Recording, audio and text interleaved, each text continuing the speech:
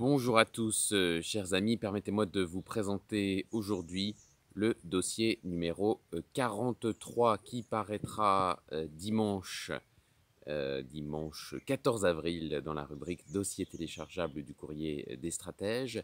Et nous vous présentons un investissement qui suit une ligne de crête dans le secteur de la santé.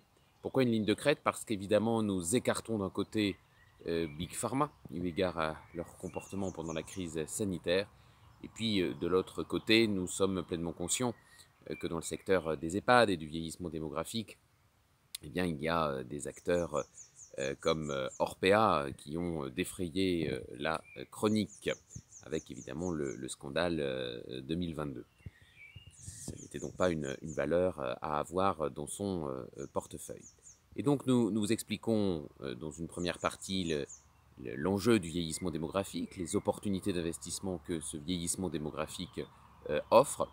Et puis dans une deuxième partie, nous parlons de la pharmacie, du secteur pharmaceutique, mais en écartant les majors de ce secteur. Et ça tombe bien, puisque elles confient leur conception, la conception des nouveaux médicaments, avec les tests cliniques ou précliniques notamment, mais aussi la commercialisation, et puis entre les deux, la fabrication. Eh bien, elles externalisent de plus en plus toute la chaîne de valeur, tout ou partie de la chaîne de valeur, elles la sous-traitent, et donc on ira regarder du côté des sous-traitants du secteur pharmaceutique s'il n'y aurait pas quelques pépites. Et puis, bonne nouvelle du jour, hein, j'ai fait le point sur le baromètre des trois portefeuilles, des trois profils de sécession que nous vous proposons, des trois portefeuilles que Samarie et compagnie gère pour les lecteurs du courrier des stratèges.